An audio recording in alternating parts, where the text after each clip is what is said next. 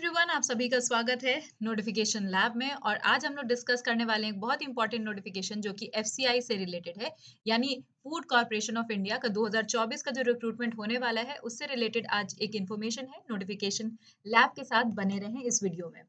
देखो, अब अगर हम बात करें कि ये नोटिफिकेशन क्या है, तो सबसे पहली चीज़ देखिए, फूड कॉर्पोरेशन ऑफ इंडिया आप जानते हैं कि इसमें बहुत सारी वैकेंसीज़ आती रहती हैं और ये सब अलग-अलग कैटेगरी में आती हैं। अब कैटेगरी का मतलब क्या है कि कुछ वैकेंसी के लिए क्वालिफिकेशन अलग होगी, कुछ अलग होगी। तो ख़ैर इसकी डिटेल अभी हम लोग आगे बात करेंगे, तो पूरे वीडियो में आपको जानकारी मिल जाएगी कि कौन-कौन सी पोस्ट हैं और क्या एज लिमिट होगी, क्वालिफिकेशन क्या होगी, वो सब इसमें पता चल जाएगा। अब कैटेगरी देखें तो भाई भैया ये सरकारी नौकरी है, सरकारी नौकरी के लिए आप जानते हैं कॉम्पिटिशन कितना ज़्यादा बढ़ चुका है और हमें पूरी तरीके से बढ़िया से तैयारी करनी है इस एग्जाम की। जो ऑफिशियल नोटिफिकेशन है वो दिसंबर में आने के चांसेस है और दिसंबर के पहले हफ्ते में, दिसंबर फर्स्ट वीक में ही इसके आने के चांसेस है। जो एप्लीकेशन मोड होगा वो ऑनलाइन होगा, यानी फॉर्म आपको ऑनलाइन ही भरना होगा और आपका जो एग्जाम होगा, एग्जाम भी कैसा होगा, ऑनलाइन माध्यम में होगा। तो यानी आपको दोनों ही चीज, एग्जाम जो है वो भी और साथ ही साथ नोटिफिकेशन जो आएगा वो ऑनलाइन माध्यम में मिलेगा, फॉर्म आप ऑनलाइन तरीके से भर पाएंगे। जो रजिस्ट्रेशन डेट्स होंगी नोटिफाई कर दी जाएगी, जैसा मैंने बोला कि दिसंबर की डेट है। उम्मीद ये है कि 1 दिसंबर को ये नोटिफिकेशन आपका आ जाएगा। सिलेक्शन प्रोसेस कैसा होगा, इसमें होगा ऑनलाइन टेस्ट और इंटरव्यू, लेकिन कुछ पोस्ट में इंटरव्यू नहीं भी होगा, डायरेक्टली ऑनलाइन टेस्ट होगा। अब कौन कौन सी पोस्ट है वो हम आगे बताएंगे इसके बारे में। ये सबसे अच्छी चीज़ है कि इसमें एक ही पेपर है, कोई अलग-अलग लेवल्स नहीं है, यानी कि अलग लेवल, सेकंड लेवल, जैसे आप टियर 1, टियर 2 की बात करते हैं, ऐसा कुछ नहीं है। इसमें डायरेक्टली ऑनलाइन टेस्ट होगा और उसके बाद क्या होगा, आपका इंटरव्यू होगा। सैलरी की भी आप बात करोगे तो देखोगे भाई, सबसे बड़ा मोटिवेशन यही होता है कि हमें सैलरी कितनी मिलने वाली है, तो अप्रॉक्सिमेटली 71,000 की सैलरी पर मंथ आप इसमें उठाएँगे। अलग-अलग कैटेगरीज़ के हिसाब से ये वेरी करता है। जॉब लोकेशन अक्रॉस इंडिया हो सकती है, मतलब पूरे भारत में आपको नौकरी करने का मौका मिल सकता है। एंड जो नोटिफिकेशन जारी किया जाएगा, याद रखिए ये नोटिफिकेशन जारी होगा कहाँ पे, ऑफिशियल वेबसाइट जो कि है fci.gov.in पे। अब देखो, ये जो वैकेंसी, इसका पूरा ब्यौरा दिया हुआ है कि 2004 में जो वैकेंसी 2024 में जो वैकेंसी है ये 30/6 की है। ये एक आरटीआई के जरिए निकाला गया है कि 30/6/2024 तक किस किस जोन में कितनी वैकेंसीज है, किस डिपार्टमेंट में कितनी वैकेंसीज है। तो आप ये सब देख सकते हैं कि जैसे मैनेजर की वैकेंसी कितनी, कैटेगरी 2 की कितनी है, इंजीनियरिंग की कितनी है। और भी आगे हम डिटेल अगर देखें कि जैसे इंजीनियरिंग कैडर में राजभाषा विभाग जो है उसमें कितनी है, डिपो कैडर कितना है। तो ये पूरी वैकेंसी का ब्यौरा दिया हुआ है बेसिकली। देखो, बहुत ज़्यादा इस पे फोकस मत करें कि कितनी वैकेंसीज़ है, क्या है। अभी आपने ओवरऑल देखा ही, जो कंप्लीट है वो ऑफिशियल नोटिफिकेशन में आपको मिल जाएगा। लगभग 36,000 के आसपास वैकेंसीज़ आ रही हैं। तो ये ऑफिशियल नोटिफिकेशन जैसे ही जारी होगा उसमें क्लियर हो जाएगा। ये क्योंकि 2024 का जून का डेटा है, हो सकता है इसमें वैकेंसीज़ आपकी और इंक्रीज़ हो जाएँ, प्लस हो जाएँ। तो ये हमारे लिए एक अच्छा मौका हो सकता है एग्ज़ाम क्रैक करने के लिए। अब जो वैकेंसीज़ हैं, कौन-कौन सी कैटेगरी में आ रही है, तो देखिए 6,221 जो है वो कैटेगरी 2 की है और कैटेगरी 3 में 27,345 आपको वैकेंसी मिलेगी। टोटल वैकेंसीज़ 33,500 66 की वैकेंसी आपको देखने को मिल सकती है इस बार। बट अगेन, जैसे मैंने बोला कि वैकेंसीज प्लस भी हो सकती हैं, बाद में इंक्रीज कर दी जाती है, क्योंकि अलग-अलग डिपार्टमेंट में इसको चेक करते हैं और उसके साथ वैकेंसीज को इंक्रीज कर सकते हैं। अगर हम बात करें फीस हमें कितनी जमा करनी होगी, तो टोटल आपको फीस जो है वो 800 रुपए जमा करना होगा। किसके लिए? ईडब्ल्यूएस, ओबीसी और अनरिजर्व के लिए। और एससी, एसटी, पीडब्ल्यूडी फीमेल के लिए ये कैटेगरी वाइज क्या है, निल है, मतलब आपको बिना पैसे के ही आप फॉर्म भर सकते हैं। तो इन फीस को भी ध्यान में रखें और ऑफिशियल नोटिफिकेशन पे ये और क्लियर हो जाएगा। अब बात आती है कि मैम, हम लिमिट क्या है हमारी, कितनी एज होनी चाहिए। अब देखो, हर एक कैटेगरी के लिए एज लिमिट जो है वो अलग है। मैनेजर के लिए अपर एज जो है वो 28 साल की है, लेकिन मिनिमम कितनी होगी, तो मिनिमम अभी तक की जो वैकेंसीज आई हैं उसमें 21 साल की रही है। अब आगे क्या होगा वो वेरीफाई हो जाएगा इस बार के नोटिफिकेशन में। सेम होता है, मैनेजर अगर हिंदी के लिए भी चाहिए तो उसमें भी 21 साल की रखी गई, लेकिन अपर एज जो है वो 35 साल की रखी गई है। तो ये दोनों मैनेजर्स के लिए है, यानी 28 साल अपर एज है और 35 साल आपकी अपर एज मैनेजर हिंदी की है। बाकी अगर डिपार्टमेंट्स कैटेगरी को देखें तो जेई सिविल के लिए 28 है, जेई इलेक्ट्रिकल मैकेनिकल के लिए 28 है, स्टेनो गेट 2 के लिए 25 साल की है, ये अपर एज लिमिट की मैं बात कर रही हूँ। ग्रेड 3 की अगर हम बात करें, एजी 3 जनरल 27 साल, और देखो ये सारी ही जो है 27 साल की हैं। एजी 2 टेक्निकल हो, अकाउंट्स हो, डिपो हो या जनरल हो। वहीं अगर हिंदी की हम बात करें तो ये जो एज लिमिट है ये मैक्सिमम आपकी है 28 साल की, यानी 28 साल की अगर आप ऊपर हैं तो आप फॉर्म नहीं भर पाएंगे। इसके अलावा अगर हम देखें तो क्या एज रिलैक्सेशन होता है? बिल्कुल एज रिलैक्सेशन भी दिया जाता है।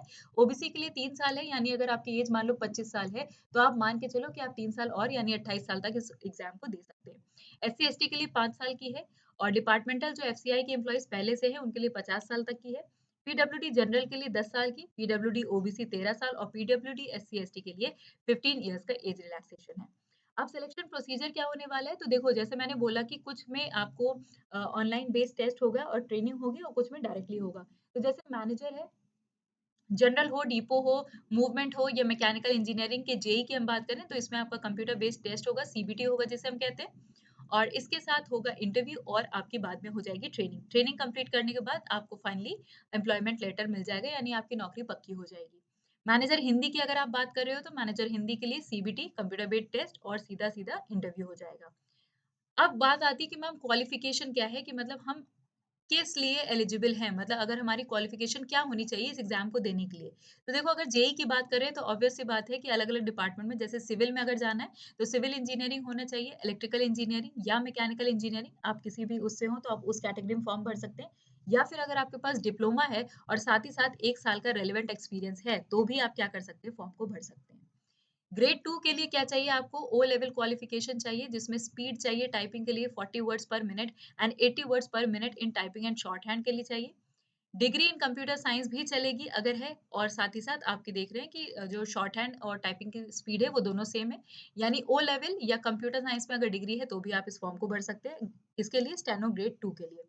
अगर ग्रेड 2 की बात करें हिंदी में तो आप देखें कि डिग्री चाहिए आपको हिंदी जिसमें आपका मेन सब्जेक्ट रहा हो, प्रोफिशिएंसी भी चाहिए इंग्लिश में और अगर 1 साल का एक्सपीरियंस है ट्रांसलेशन में इंग्लिश टू हिंदी या हिंदी टू इंग्लिश में तो भी आप ये फॉर्म भर सकते हैं। टाइपिस्ट के लिए क्या चाहिए कि कैंडिडेट जो है ग्रेजुएट होने चाहिए और 30 वर्ड्स पर मिनट की हिंदी टाइपिंग की स्पीड होनी चाहिए। ग्रेड 3 और जनरल डिपो के लिए आपको क्या चाहिए? कैंडिडेट्स के पास ग्रेजुएशन होना चाहिए यानी किसी भी प्रकार का ग्रेजुएशन है, नॉर्मल बीए, बीएससी इंजीनियरिंग है, कुछ भी अगर आपके पास है, बीकॉम है, तो भी आप क्या कर सकते हैं, इस फॉर्म को भर सकते हैं। अब बात आती है बाकी एजी 3 अकाउंट्स के लिए, तो देखिए इसके लिए अकाउंट्स क्योंकि आप काम करोगे तो इसमें कॉमर्स की डिग्री चाहिए। तो कॉमर्स में अगर आप ग्रेजुएट हैं, तो फॉर्म को भर सकते हैं।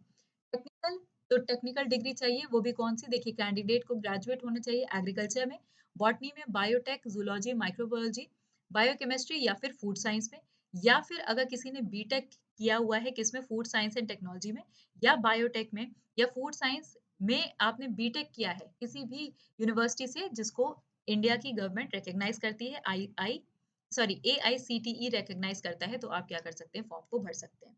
अब जो एग्जाम पैटर्न होने वाला है एक बार इस पे भी चर्चा कर लेते हैं जल्दी से। जो पेपर होगा जैसे मैंने बोला था कि ये एमसीक्यू बेस्ड होने वाला है, हर एक क्वेश्चन का 1 मार्क होगा और इसमें नेगेटिव मार्किंग भी है 1/4 की यानी 1/4 अगर आप आंसर गलत देते हैं, तो 1/4 की इसमें आपको नेगेटिव मार्किंग मिलेगी। अगर क्वेश्चन खाली छोड़ते हो तो ऑब्वियसली कोई मार्क्स नहीं दिए जाएँगे, ना ही कोई इस पे नेगेटिव मार्किंग होगी। पहला फेज़ जो होगा, उसके मार्क्स कैलकुलेट नहीं किए जाएँगे, केवल वो शॉर्टलिस्टिंग के लिए ही यूज़ होगा यानी फाइनल मेरिट में आपके नंबर जोड़े नहीं जाएँगे, केवल शॉर्टलिस्टिंग के लिए इस्तेमाल होगा। अब एग्ज़ाम पैटर्न क्या है? तो देखो इसमें 4 सेक्शंस आते हैं। English language, reasoning, numerical ability और जनरल स्टडीज।